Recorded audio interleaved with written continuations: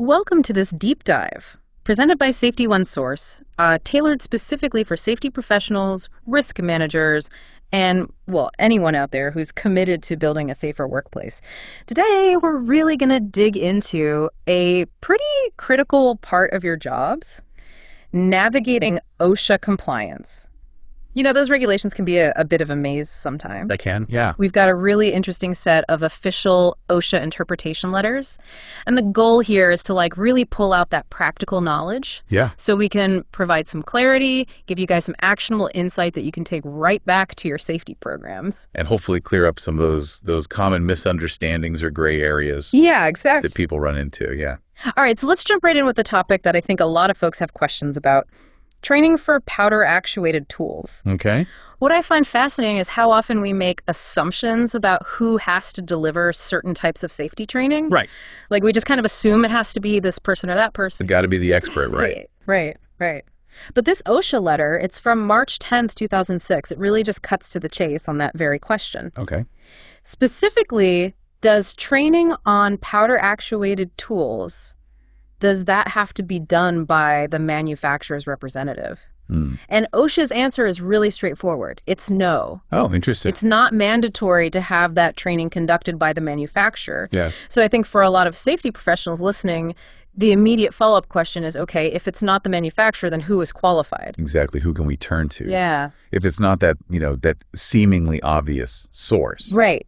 Yeah. And this is where OSHA really emphasizes that the trainer, whoever they are, they have to have a really solid grasp of the specific tool that's being used. And just as importantly, they need to know how to effectively communicate that knowledge to the employees. Yeah, the training itself. The training itself. Yeah, right. That's what matters. It's not about the title. It's about their competence. It's not just about checking a box, right? Right. It's about making sure that those employees actually understand the hazards and how to work safely. Right. Right. And that kind of brings us to that term, competent person, which we see a lot in OSHA regulations. All the time, yeah. And we know OSHA has a very specific definition for what a competent person is. Basically, someone who can identify hazards and has the authority to make those corrections, get things fixed. Right. But they can take action. So does someone who's training on powder-actuated tools, do they have to meet that formal definition of a competent person according to OSHA? So that's where things get a little bit nuanced, and this is where these interpretation letters are so helpful. Yeah. Because OSHA says a competent person could certainly do this training. Okay. But it's not an absolute requirement. The trainer doesn't necessarily need the authority to take those, on-the-spot corrective actions for everything. Okay. But they do have to be able to recognize and explain the hazards associated with that tool. Gotcha. And the safe operating procedures. It's about making sure the expertise matches the training content. So targeted knowledge, targeted expertise for whatever the training happens to be. Right. And this, of course, all comes back to the employer's responsibility to ensure proper safety training. Absolutely. The buck stops with the employer. And this letter actually references a specific section of the OSHA regulations, 1926.21b2. It's kind of a cornerstone of OSHA's whole training philosophy, and it very clearly says that the employer is responsible for making sure each employee knows how to recognize and avoid unsafe conditions, and that they understand the regulations that apply to their specific work environment. Right. At the end of the day, it's the employer who's ultimately responsible for making sure that the training happens and that it's actually effective in protecting their workers. Absolutely. So the big takeaway for everyone listening as you're managing your safety programs, you've got flexibility when you're picking someone to do that powder-actuated tool training. Don't get hung up on whether they have a certain title or affiliation, but really focus on their knowledge of the tool itself. Right. And their ability to teach effectively. Wow. All right, let's shift gears now, talk about hand tool guarding. This next interpretation is from December 11th, 2001. And it gets into a pretty specific but really common scenario that I'm sure a lot of you have faced. Okay. It involves cutting PVC pipe from the inside using a guarded pneumatic angle drive handheld tool with a diamond cutting blade. No. And the user in this case was having some trouble using that guard for this very specific task. So you imagine. Yeah. Yeah.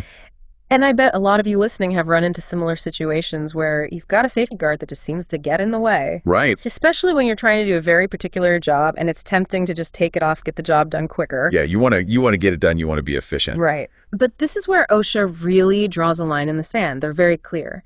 If a power tool is designed to have a guard, then that guard has to be used whenever the tool is running. No exception. No exceptions. Yeah. And that's straight out of section 1926.30B1 of the OSHA regulations. It underscores a really fundamental principle. Those engineered safety features, those guards, they are there for a reason, and you should only ever think about bypassing them if you have truly exhausted every other option. Mm-hmm. It's like a hierarchy of controls, right? Exactly. You start with the most effective controls, and removing a guard is way down the list. Right, exactly.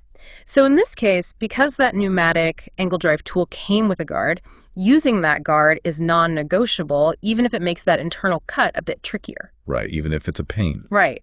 But what I find interesting is that OSHA didn't just stop at stating the rule. Mm-hmm. They recognized the challenge the user was facing. Yeah. And they actually suggested exploring other tools or methods that might work better. Well, that's good. Like cutting off tools. Mm-hmm. That might be a better fit for cutting from the inside of a pipe and might offer more protection. They even suggested a lighter air hose to improve maneuverability. It's a very practical approach. Yeah, that's helpful. Focusing on finding a safer way to do the task. Right, not just saying, no, you can't do that. Right. It's about working with employers to find solutions. Exactly. It's not just about, checking boxes and compliance. Right. It's about actually finding the safest way to do the work. Right. And that takes some thinking. It does. They also brought up another really important requirement for pneumatic tools that sometimes gets overlooked. Positive connections. Ah, yeah. Section 1926.302B1 is very clear. Sure. Those tools have to be securely connected to the hose or the whip to prevent those accidental disconnections. Which can be incredibly dangerous. Oh, A whipping hose can cause serious injuries. Absolutely. So it's easy to get fixated on the immediate hazard, the cutting tool itself, but we can't forget about those secondary hazards. Yeah. The things that we might not think about right away. Right. Like an unsecured hose. Exactly. So big takeaway for everyone working with hand tools, use the guards. Yeah. That's number one. If you hit a situation where a task seems impossible with the guard in place, the solution is not to remove it. Right. The solution is to explore those other tools, other methods, get creative. Be resourceful. And always, always, always check those connections on your pneumatic tools. Right. All right, let's move on to something that I know causes a lot of confusion in the field. GFCI protection on construction sites. This letter from February 7, 2005 really clears up a lot of misconceptions. Okay. This is really important for anyone who's dealing with temporary power. Mm-hmm. And the question that prompted this letter, it actually highlights a couple of common misunderstandings. First, people assume that GFCIs are required for all 120 volt single-phase outlets. And second, they think that outlets above 120 volts are automatically exempt from GFCI protection. Oh, okay, yeah. I think it's interesting that OSHA addresses both of those in this one letter. Yeah, it shows that there's some confusion out there. Yeah, absolutely. What do you think is the most common misunderstanding that you see in practice? I think that voltage cutoff, that's a big one. People just assume, if it's over 120 volts, we don't have to worry about ground faults. But OSHA's response to that whole line of thinking is a clear no. Yeah, no on both counts. No on both counts. It's not just about the voltage. It's about protecting workers from ground faults. Right. It's a broader requirement than people realize. Right. So how do we achieve that? How do we make sure we're actually providing that ground fault protection? And that's where GFCIs come in, but they're not the only way to comply. Right. There are options. There are options, yeah. Right. So the standard lays out two main paths you can take. The first one, you'll find it in section 1926.404B1. It very specifically requires approved GFCIs for all 120 volt single phase, 15 and 20 ampere receptacle outlets. Okay. But here's the catch. They can't be part of the permanent building wiring, and they have to be outlets that employees are actually using. Okay. And I think that specific clause, with its voltage limitation, that's what trips people up. Yeah, you get a tunnel vision on that one specific part of the regulation. Right. And miss the bigger picture. Exactly. So we have that specific GFCI rule, Mm-hmm. but what's the other main option for making sure we have ground fault protection? The other option is what's called an Assured Equipment Grounding Conductor Program, or AEGCP. Okay. You'll find the details in 1926.404B1. It's basically a written program, and it has to cover all your cord sets, non-permanent receptacles, and any cord and plug equipment that your employees might be using. Okay. A really crucial part of this program is that you have to have a competent person in charge of implementing it and making sure it's being followed. Right. It shows that being a competent person isn't just about knowing the hazards. Mm-hmm. It's about being able to actually manage these safety programs and make sure they're working. Absolutely. And this is one of those areas where having a robust AEGCP is really important. Yeah. So if you've got outlets above 120 volts, or even if you have those standard 120 volt outlets that don't fall under that specific GFCI rule we talked about, the AEGCP is your way to ensure that ground fault protection is in place. Exactly. And OSHA actually provides a helpful clarification in this letter about higher voltage GFCIs. You know, back when the standard was first written, 120 volt GFCIs were the most common. Right. But now we have GFCIs designed for much higher voltages. Right. And OSHA says that using a higher voltage GFCI on a higher voltage circuit is completely acceptable. In fact, it would only be considered a de minimis violation if the standard didn't explicitly cover it. Okay. Which basically means no citation as long as you're using the right GFCI for the job. That makes sense. You know, OSHA recognizes that technology changes, Right. and they try to adapt their interpretations to reflect that. Absolutely. Now, we often have multiple contractors working on a construction site. Mm-hmm. So what happens if you have, say, an electrical subcontractor who installs the temporary power? And they've done everything right. They've got the properly grounded outlets, the GFCI protection, everything. Are they responsible for making sure that all the other contractors on the site are also in compliance with those ground fault protection rules? That's a really good question, and it gets to the heart of multi-employer work sites. Yeah. OSHA's general principle is that each employer is primarily responsible for the safety of their own employees. Okay. So that electrical subcontractor, if they've installed a system that meets the requirements, they're not necessarily required to go around policing all the other subcontractors. Right. Unless there's something specific in their contract or if they have control over that particular work area. So it's about defining those responsibilities clearly. Right. So bottom line for everyone listening on ground fault protection, it's a broad requirement. Don't get hung up on the voltage. You've got two ways to comply: GFCIs or a well-managed AEGCP. And remember, if you're on a multi-employer site, each employer needs to be taking care of their own team when it comes to ground fault protection. Right. Okay, let's switch gears again and talk about fall protection. Specifically, there's this important distinction between a hole and an unprotected side or edge, and this letter from August 14, 2000 clarifies this. And it really matters because it determines which specific fall protection requirements you need to be following in Subpart M. I can see how that would be confusing. Yeah. You know, they both sound like fall hazards. Right. So how do you know which is which? Exactly. So the scenario in this letter involved a high school band rehearsal room. Okay. They had those tiered platforms, kind of like wide, shallow steps. Okay. And the question was whether the perimeter of each of those steps should be considered a hole or an unprotected side or edge. It might seem like a minor detail, but it really does affect the safety measures you need to take. Right, because different rules might apply. Right. So let's go to the definitions, because OSHA is very specific about what they mean by these terms. A hole, as defined in section 1926.500, is a gap or a void that's at least 2 inches in its smallest dimension, and it has to be in a walking or working surface. So think of like an opening in a floor for pipes or ductwork or a skylight, something like that. An unprotected side or edge, on the other hand, that refers to any side or edge of a walking or working surface where there isn't a wall or a guardrail system that's at least 39 inches high. Okay.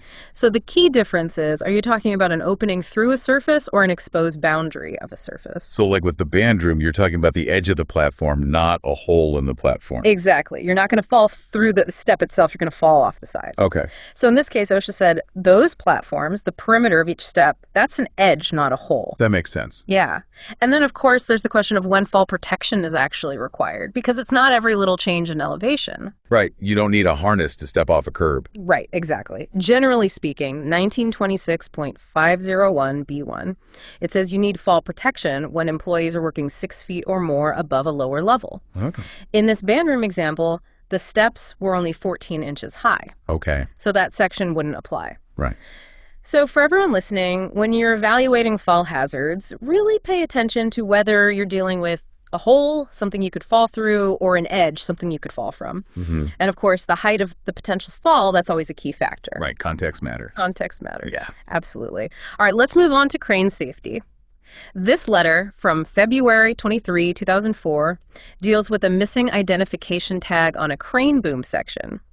I'm sure a lot of you with older equipment have run into this. Oh, yeah. That's a common problem. Yeah. Especially if you're dealing with components that are, from a manufacturer that's no longer in business. Right. So in this case, there was a missing manufacturer's tag on a lattice boom section. The manufacturer was out of business, and the question was, could an independent inspector come in, look at that boom section, and certify that it was safe to use? Could that replace the missing manufacturer's tag? Interesting question. Yeah, and OSHA really focuses on two main things here. First, we need to know what that boom section is. Right. You got to be able to identify it. We have to be able to identify it. We have to understand how it's supposed to be used. And second, we need to make sure that it's been properly inspected for any kind of defects. Yeah, you can't just assume it's safe because it looks okay. Right. So how do we identify a boom section when we don't have that manufacturer's information? Right. OSHA points to 1926.50B2, which references ANSI B30.5/1968. Okay. And that standard says that booms, boom sections, jibs, all of that, it has to be clearly marked, and you can only use it according to the manufacturer's recommendations. But when you don't have that information, OSHA says you need a capable individual to step in. Someone like a registered professional engineer, someone who really understands crane design. So you need that expert judgment. You need that expert judgment. To fill in the gaps. Exactly. But what about the inspection part? Can that independent inspector certification just replace the missing manufacturer's tag? Not quite.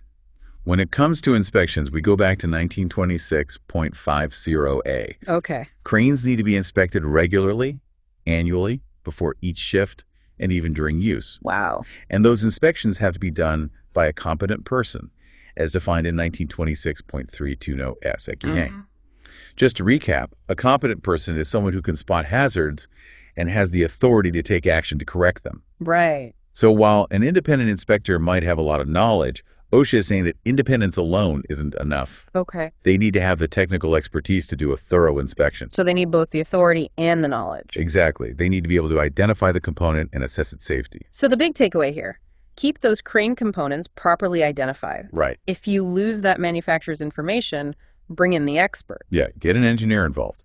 Get an engineer involved. Right. And make sure your crane inspections are being done by people who truly meet OSHA's definition of a competent person. Right. All right, let's move on to a distinction that can be a little tricky. Figuring out what's considered construction and what's maintenance under OSHA regulations. Oh yeah, that line can get blurry. It can. This letter, it's from November 18, 2003, and it dives into this issue in the context of a steel mill. It's important to know which OSHA standards apply to the work you're doing. Absolutely, because the wrong classification could mean you're not following the right rule. Exactly. Right. So the scenario here involved replacing steel tanks and structural steel supports in a steel mill. Okay. And the question was, is this maintenance or is this construction? I can see how that would be a tough call. Yeah. It's within an existing facility. Right. You would think anything done in an existing facility is maintenance. Right. But that's not always the case. Right.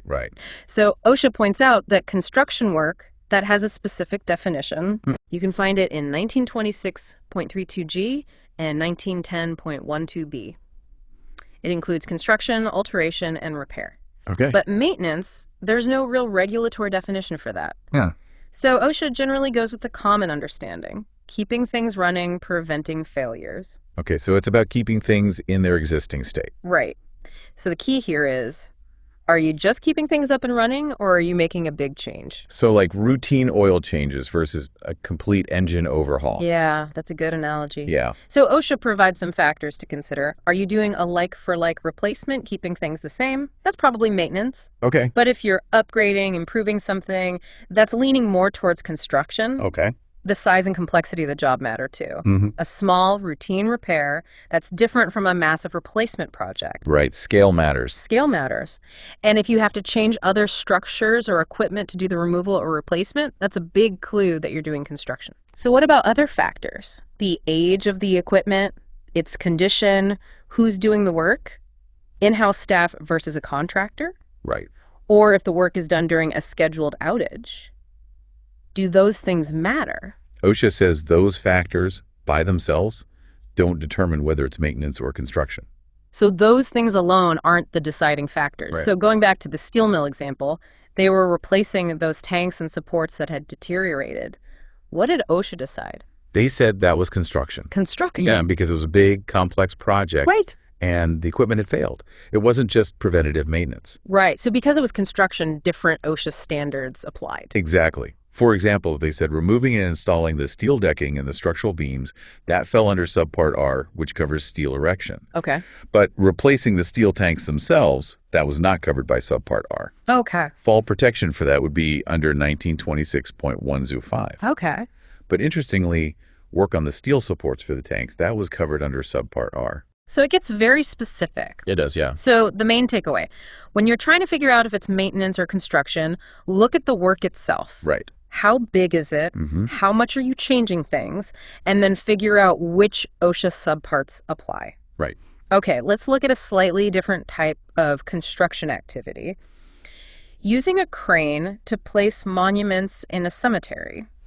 Interesting. This letter's from July 14th, 2016. Okay. So the question was, if you're using a crane to move headstones and small monuments, they were 100 to 1,700 pounds in this case. Is that considered construction? I wouldn't necessarily think so. No. But I guess it depends on what they're doing with the crane. Right. And OSHA says if you're just moving a finished monument from a truck to the ground or onto a foundation that's already been built, that's generally not construction. Okay. As long as you're not doing any more work on it, attaching it to a structure, anything like that. So it's like delivering a piece of furniture. Yeah, that's a good way to think about it. Right. But there are things you could do with a crane and a monument that would be considered construction. Okay. Like if you're hoisting a monument onto formwork while you're building a foundation or securing it to a precast foundation, or if you're using the crane to assemble a monument that comes in multiple pieces. Okay, so anytime you're using the crane as part of the construction process, Right. that's when it becomes construction activity. Exactly. So what if you're using carts to move the monuments from the truck to the gravesite? Does that change things? OSHA says no. The carts don't change the analysis. What matters is what happens when you get to the gravesite. Okay. Are you just placing a finished monument, or are you building something? Right, right.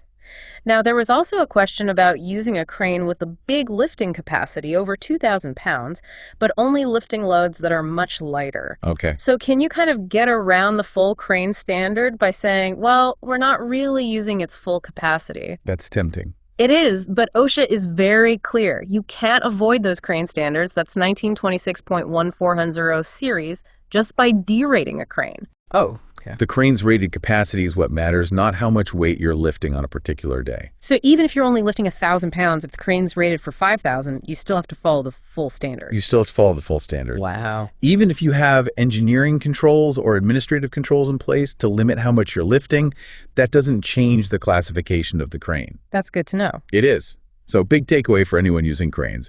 If it's rated over 2,000 pounds, follow the full standard. Yeah. Okay, let's talk about the roles of different safety personnel.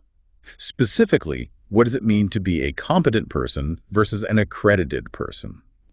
This letter is from way back, April 26, 1977. Wow. It's going back a ways. It is, but the principles are still relevant.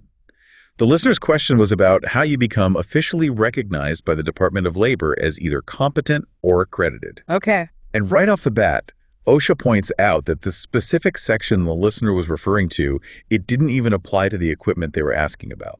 It was about cranes and derricks, and the listeners seemed to be interested in aerial lifts and digger derricks used by utility companies. So it's a good reminder that we always have to make sure we're looking at the right regulations. Absolutely. So then OSHA goes on to explain what a competent person is, and that definition is in 1926.32. It's someone who can identify hazards and has the authority to fix them. Right, that's the classic definition. Right. And the key point here is that it's the employer who decides who's competent. Okay. OSHA doesn't have a certification program for competent persons in general construction. So it's up to the employer to assess their employees' knowledge and experience. Exactly, and to make sure they have the authority to take action when necessary. Right. What about the term accredited person? When does that come up? OSHA says that term mostly shows up in maritime standards, which are sometimes referenced in construction standards, especially for certain types of equipment. Okay. In those cases, you might need to have a third party accredit or certify a piece of equipment. And OSHA handles those accreditations under Part 1919, which is their maritime regulations. Okay. So for most construction work, the focus should be on the competent person definition and making sure those individuals are qualified. Right. The accreditation stuff is more specialized. Right. Okay, our last topic for today is about inspecting personal fall arrest systems, or PFAS. This letter is from December 18th, 2003, and it covers a lot of important ground on inspections and fall protection planning. Okay. So, first things first, how often do we need to inspect those PFAS? This is where it's really important to understand that those annual inspections, they're not enough. Not enough. Yeah. So 1926.502221, it's very clear. You need to inspect PFAS before every single use. Every time. Every time. Look for wear and tear, damage, anything that looks off. Yeah, you're literally trusting your life to this equipment. Right, you can't be too careful. Right. Now, does that pre-use inspection have to be done by a competent person? Interestingly, the standard doesn't explicitly say that. But here's the catch. Employees have to be trained on how to do those inspections, and that training has.